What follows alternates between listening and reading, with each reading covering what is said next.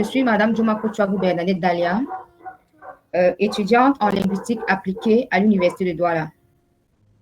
Et mon intervention va porter ce soir sur un aspect essentiel qui est le temps de mise en œuvre des politiques linguistiques dans les États multilingues. Déjà, le temps de mise en œuvre désigne la durée nécessaire entre la prise de décision politique et l'appropriation effective d'une politique linguistique par la population. Dans les États multilingues, la diversité des langues est à la fois une richesse et un défi politique. Et pour résoudre le problème de l'unité nationale, 3 propositions sont souvent proposées. Premièrement, créer une langue nouvelle construite officiellement à partir de plusieurs langues locales qui pourraient servir de langue commune à tous les citoyens. Deuxième proposition, choisir une seule langue nationale parmi celles existantes et la promouvoir au rang de langue officielle.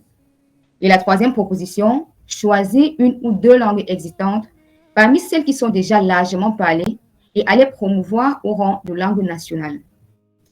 Ces 3 options peuvent contribuer à bâtir l'unité nationale. Mais la question essentielle est de savoir laquelle de ces stratégies est réellement faisable si l'on veut considérer le temps de mise en œuvre. Alors, nous allons passer à la prochaine diapositive où nous allons aborder la première proposition qui est celle de créer une nouvelle langue, disons une langue artificielle.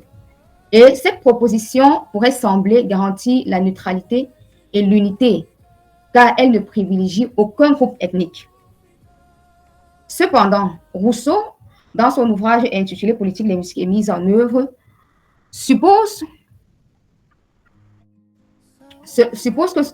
propose que cela suppose une volonté exceptionnelle et durable, difficile à maintenir dans un État marqué par de fortes rivalités internes.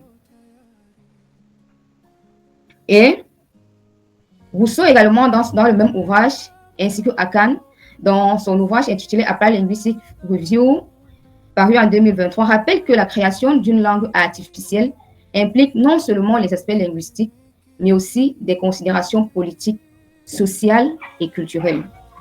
Alors, la première étape dans cette proposition, sur le plan de la politique linguistique, elle consiste à déterminer les objectifs. Et ici, il est question de répondre à la question « Pourquoi crée-t-on cette langue ?» et définir la nécessité d'une langue commune. Alors, il faut mettre sur pied tous les objectifs nécessaires pour la création de cette langue. Deuxièmement, nous avons le rôle des institutions. Il est question ici de désigner les institutions capables de porter le projet. Ça peut être l'État, ça peut être les ministères, les écoles, les médias, etc. Ainsi que la commission qui sera chargée d'effectuer tout le travail. Et cette étape peut prendre entre... Monsieur Yopa, s'il vous plaît. Revenez un peu, voilà. Cette étape peut prendre entre 8 à 10 ans. Et ça dépend des États. Donc, le temps de mise en œuvre dépend des milieux, oui. Deuxièmement, sur le plan de la planification linguistique, cette étape est la plus longue et il s'agit de construire toutes les pièces du corpus, c'est-à-dire élaborer un plan. Il s'agit d'un plan détaillé pour la création et la mise en œuvre de la langue, y compris la définition des propriétés et des ressources nécessaires, parce qu'il faut bien des moyens, que ce soit financiers ou humains. Deuxièmement, la construction du corpus de la langue. Il faut inventer un alphabet, inventer un orthographe, définir une grammaire, élaborer un dictionnaire pour des domaines précis, administration, justice, sciences, religion, etc. Vu que c'est une langue qui est nouvellement créée et elle ne dispose pas encore de ressources linguistiques. Donc, il faut tout créer à zéro. Troisièmement, la planification éducative. Il faut former des enseignants et produire des manuels qui permettront de faire des recherches sur la langue. Et ce processus de création est très long et elle peut prendre entre 12 à 15 ans. Troisièmement, sur le plan de l'intégration sociale, Il faut organiser une diffusion culturelle et sociale, c'est-à-dire introduire la langue dans les médias, la musique, les réseaux sociaux, la littérature, la vie quotidienne pour sensibiliser la communauté. Enfin, du moins, la langue doit être utilisée dans la communauté, elle doit être déployée dans la communauté en général. Et comme exemple d'une langue qui a été créée, nous avons l'espéranto qui est un exemple révélateur. Langue internationale qui a été créée en 1887 comme langue internationale. Et jusqu'aujourd'hui, elle existe toujours et est encore parlée par une petite communauté, mais par contre, n'a jamais été adoptée comme langue nationale par un État, tout simplement parce que la langue est artificielle et n'a aucun rapport avec la culture ou bien la culture des peuples, en fait. Alors, la durée estimée pour cette proposition est de 30 à 40 ans, avec une incertitude sur le succès, c'est-à-dire dirigée par la population. Et comme je l'ai dit plus haut, la langue sociale. Alors, la seconde proposition, qui est celle de choisir une langue existante et de la promouvoir au rang de langue nationale. Et ce choix peut sembler être plus réaliste et correspond à l'idée d'ancrage décolonial défendue par Camden et Hall 2024, qui montre qu'à long terme, les langues autochtones devront jouer un rôle central. Je parle d'ancrage décolonial comme M. Koundia l'a dit plus haut, qu'il fallait décolonialiser les mentalités des peuples africains afin d'inclure l'usage des langues africaines dans l'enseignement ou bien dans l'usage social. Alors ici, la première étape, c'est le diagnostic.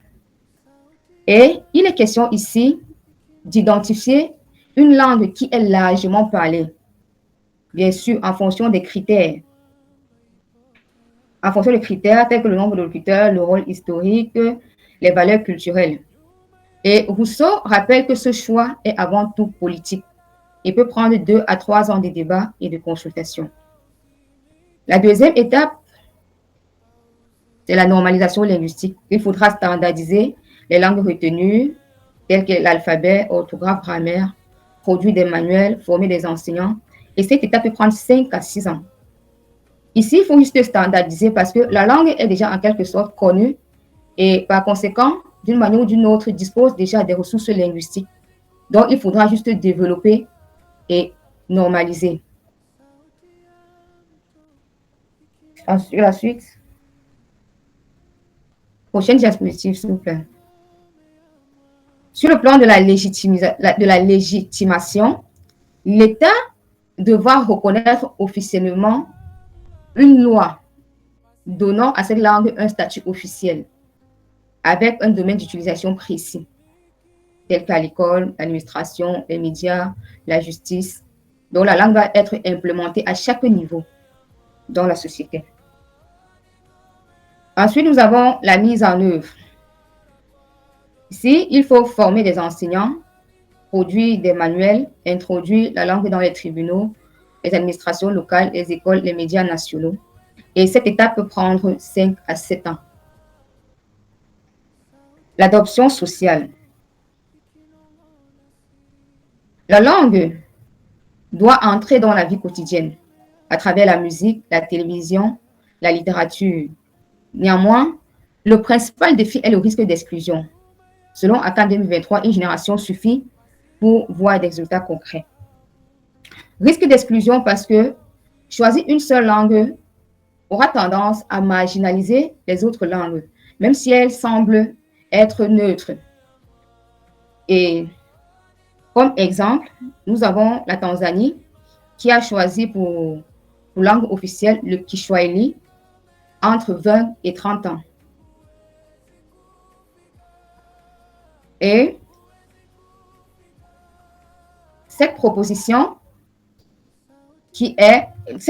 peut prendre entre 20 à 25 ans.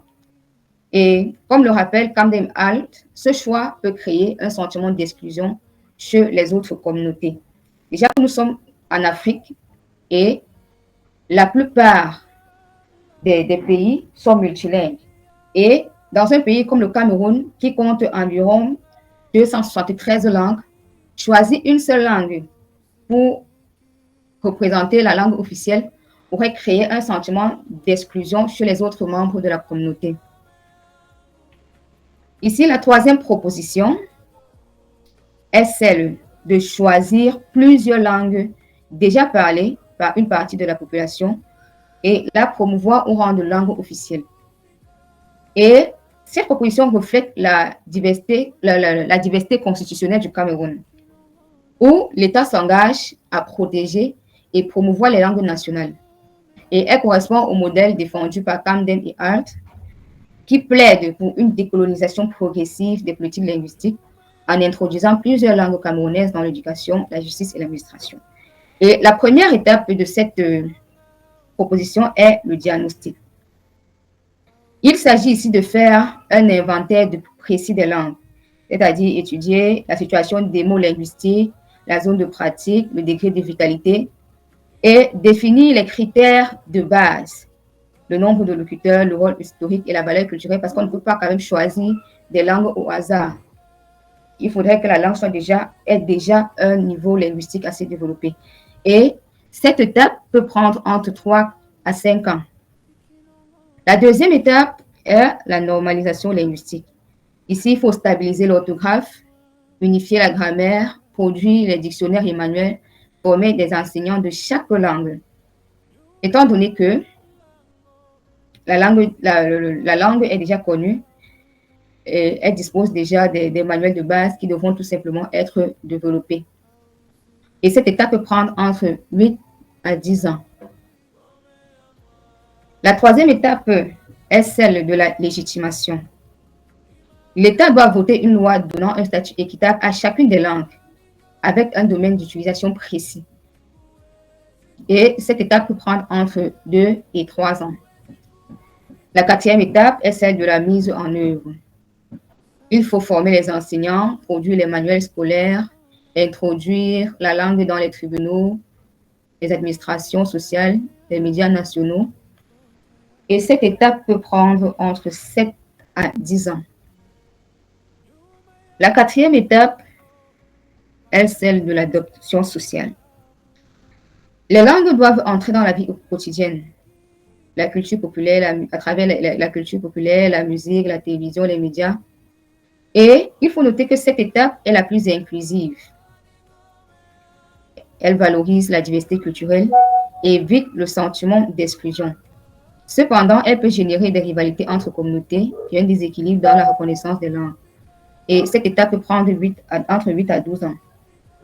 Et dans le cas du Cameroun, Camden et Alt insistent aussi sur le fait que ce modèle nécessite un changement profond de mentalité pour passer d'une vision coloniale des langues à une vision où les langues camerounaises deviennent les instruments de citoyenneté. À titre d'exemple, nous avons l'exemple de l'Afrique du Sud qui dispose de 11 langues officielles depuis 1994. Et 30 ans après, l'anglais reste dominant. Preuve que la mise en œuvre est lente. La mise en œuvre est lente parce qu'il faut étudier plusieurs langues au même moment. Et le processus peut paraître lourd et lent. Très lourd et lent. Et cette étape peut prendre entre...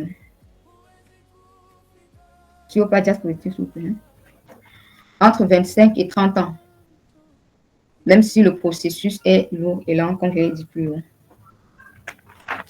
Alors, les trois options suivent pratiquement les mêmes étapes. Mais leur durée et leurs difficultés ne sont pas les mêmes. Parce que créer une langue nouvelle nécessite un long processus.